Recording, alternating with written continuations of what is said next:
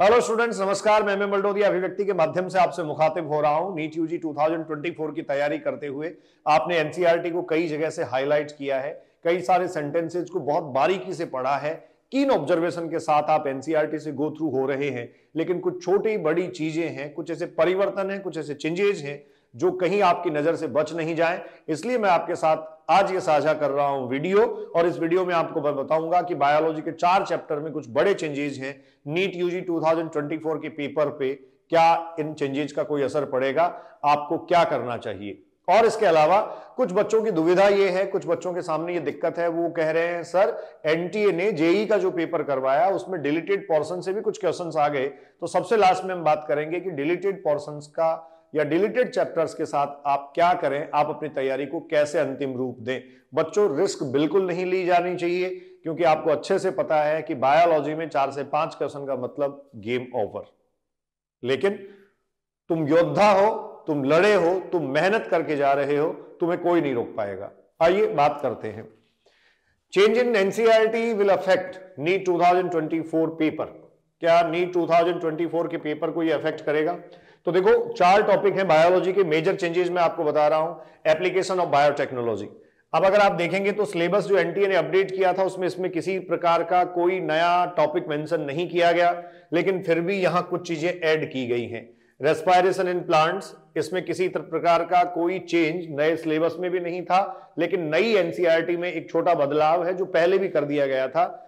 Excretory products and there elimination, इनकी बात अगर करें तो यहां भी आप ये कह सकते हैं सिलेबस में कोई बदलाव नहीं है, लेकिन नई एनसीईआरटी में एक चेंज कर दिया गया है जो आपकी नजर में होना चाहिए। और लास्ट में बात हम कर रहे हैं बायोलॉजिकल क्लासिफिकेशन, इसमें भी एक छोटा सा चेंज है जो आपका क्वेश्चन सही हो या गलत हो इस बात से आपको रूबरू करवाएगा। तो आइए one by one in changes की बात करते हैं। देखो, सबसे पहले मैंने स्लाइड बच्चों इसमें ली है application biotechnology, applications of biotechnology वाले चैप्टर से।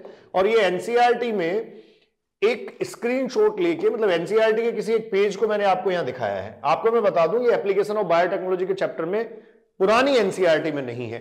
अगर आप ओल्ड एनसीईआरटी पढ़ रहे हैं तो ओल्ड एनसीईआरटी में ये आपको चैप्टर में ये सब नहीं मिलेगा।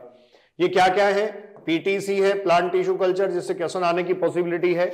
इसके अलावा आप ये कह सकते हैं पीटीसी में माइक्रो प्रोपेगेशन पे बच्चों, माइक्रो प्रोपेगेशन पर कई बार क्वेश्चन जो है वो आ चुका है। साथ साथ आप यहां देखें सोमा क्लोनल वेरिएशंस वगैरह ये सब आते हैं। और इसके अलावा यहां क्वेश्चन बनता है सोमेटिक हाइब्रिडाइजेशन। तो मैं आपको बता दूं, एनटीए ने जो सिलेबस अपडेट किया था, जो पहले एनएमसी के थ्रू अपडेट किया हुआ था, उसमें कहीं भी ये सब मेंशन नहीं किया, लेकिन न्यू एनसीईआरटी में ये ऐड कर दिया गया है। अगर न्यू एनसीईआरटी में बायोटेक वाले पोर्शन में ये ऐड किया गया है तो आपको पता होगा पुरानी एनसीईआरटी में ये स्ट्रेटेजीज ऑफ फूड एनहांसमेंट वाला जो चैप्टर था, जो पूरा चैप्टर डिलीट कर दिया गया, ये पोर्शन उसमें था।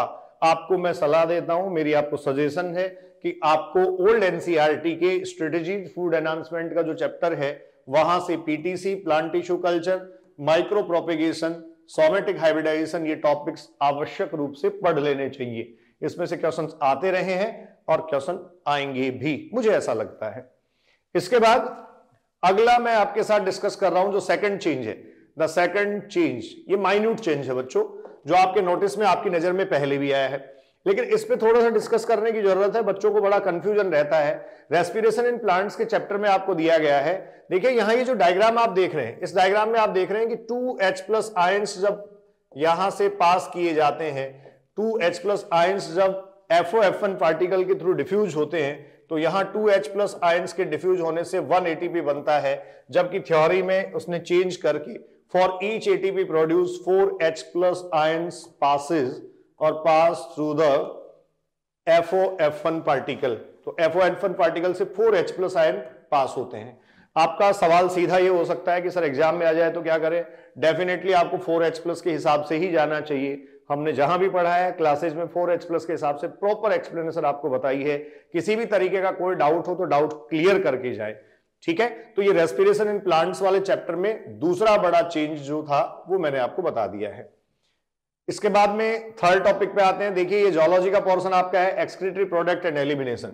आप अगर बच्चों इसमें देखेंगे एक्सक्रीटरी प्रोडक्ट और एलिमिनेशन में, तो यहां भी एक माइन्यूट रेफरेंस आपको देखने को ये मिलेगा ये जो पीसीटी आपको दे रखा है, प्रॉक्सिमल कन्वोल्यूटेड ट्यूब, इस पीसीटी में आप देखिए selective secretion of H plus ions and K plus ion theory में लिखा हुआ था, पुरानी एनसीईआरटी में ये लिखा हुआ था। जबकि यहां डायग्राम में अगर आप देखेंगे तो H प्लस आयन और NH3 मतलब अमोनिया ही है, ठीक है।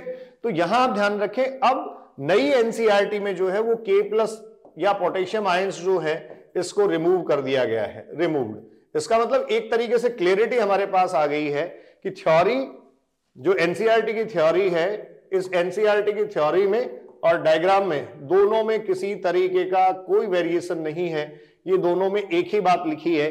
और आप ये ध्यान रखेंगे, ये यहां है K प्लस आयन को रिमूव कर दिए जाने के बाद, ये रिमूव कर दिया गया, तो इसको रिमूव कर दिए जाने के बाद आपके पास बचेगा ammonia and H plus ion, ठीक है। तो ये तीसरा चेंज था, इस पर नजर रखें आप, कहीं गलती आप नहीं कर बैठे। और एक और चेंज है जो बायोलॉजिकल क्लासिफिकेशन के चैप्टर से मैं आपको बता रहा हूं। देखिए बायोलॉजिकल क्लासिफिकेशन के चैप्टर में लास्ट टाइम एनसीईआरटी ने चेंज कर दिया था, लेकिन है क्या, बहुत सारे ऐसे बच्चे हैं, रिपीटर्स हैं, जो 2-2, 3-3 साल 4 साल पुरानी एनसीईआरटी लेके बैठे हैं, पुराने टाइम से 2 साल 3 साल से तैयारी कर रहे हैं, उन्होंने बहुत अच्छे एफर्ट किए हैं, लेकिन उनकी छोटी बड़ी गलतियां भी उनको नुकसान पहुंचा सकती है। देखिए यहां बहुत क्लियरली मेंशन इसने किया है, M.W. Beijering demonstrate that the extract of the infected plant tobacco could cause infection in healthy plants and name new pathogen virus। ये पहले जो है वो आपको पता है पास्चर दिया गया था, जो पास्चर है वो पहले दिया गया था, और पास्चर जो थे वो ही वायरस के इन्वेंटर कहे जाते हैं। और इसलिए क्योंकि फादर ऑफ वायरोलॉजी पास्चर है, पास्चर ने बहुत सिग्निफिकेंट काम इस पे किया। लेकिन आपकी नई एनसीईआरटी के हिसाब से आप ध्यान रखें, ये M.W. बेजरिंग जो है वो आपको मेंशन करना है। तो ये भी आप ध्यान रखें, थ्योरी में अपडेट कर दिया गया है, पुरानी एनसीईआरटी से, मतलब लास्ट ईयर से भी पहले, बिफोर लास्ट ईयर की एनसीईआरटी अगर आपके पास है तो उसमें आपको लुईस पास्चर देखने को बच्चों मिल जाएगा। तो ये ध्यान रखेंगे आप, M.W. बेजरिंग। क्लियर। एक चेंज इस डायग्राम में आपको माइक्रोब्स इन ह्यूमन वेलफेयर वाले चैप्टर में दिया गया है, तो वहां बच्चों को बड़ा डाउट होता है, वहां जो कोलर स्ट्रक्चर है उस कोलर स्ट्रक्चर के साथ बड़ा सा मार्क करके सीध दिखा रखा है। तो आप ध्यान रखें, इसमें ये जो पोर्शन है वो हेड पोर्शन होता है, this portion will be the tail portion, और टेल पोर्शन पर जो प्रोटीन कोट है उस कोट को ही आप सीध यहां कंसीडर कर रहे हैं। कॉलर हेड और टेल को कनेक्ट करता है, और आपको पता है बच्चों हेड पोर्शन पर प्रोटीन कोट होता है जिसको आप कंसीडर करते हैं कैप्सिड। तो ये कुछ चीजें जो थी वो आपके लिए थी। इस प्रकार के परिवर्तन जो हुए हैं, इन परिवर्तनों को आप जरूर ध्यान रखेंगे। अब बात करते हैं नीट ने, माफी चाहूंगा, एनटीए ने जो एग्जाम इस बार करवाया, जेई का, अभी जेई का पेपर हो गया जनवरी में, तो उसमें कुछ डिलीटेड पोर्शन से भी क्वेश्चंस आ गए। बच्चे मुझे कुछ पूछ रहे थे सर डिलीटेड पोर्शन का क्या करें, तो आपको मैं सजेस्ट करूंगा रिस्क बिल्कुल नहीं ले।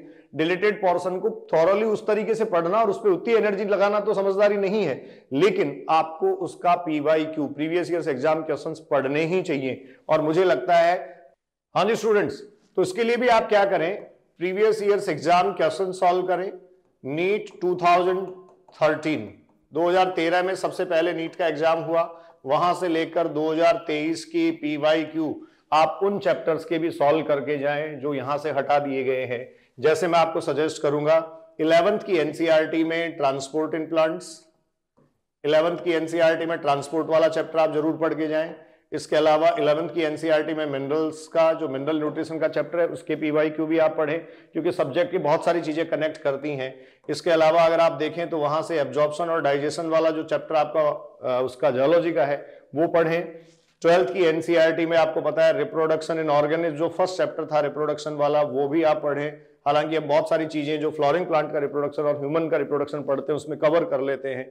और इसके अलावा एनवायरमेंटल इशू वाला जो चैप्टर डिलीट हुआ है उसके भी पीवाईक्यू आप पढ़ के जाएं। और एक बात मैं आपको और बता दूं जो अभी मैं डिस्कस कर भी रहा था, स्ट्रेटेजीज फूड एनहांसमेंट हटा दिया गया है, लेकिन उसका पीटीसी और इसके साथ साथ बच्चों जो सोमेटिक हाइब्रिडाइजेशन है, ये सोमेटिक हाइब्रिडाइजेशन आपको सेपरेटली पढ़ के जाना चाहिए। ठीक है, किसी भी प्रकार की रिस्क आप नहीं लें। नीट यूजी 2024 आपकी जीत सुनिश्चित है। बहुत शिद्दत से, मेहनत से, ईमानदारी से आप काम कर रहे हैं। मैं एमएम बलडोदिया इसी तरीके से आपके साथ जुड़ा रहूंगा, सकारात्मकता के साथ, तथ्यात्मकता के साथ और पूरी ऊर्जा के साथ। Enjoy your life, be safe, thank you.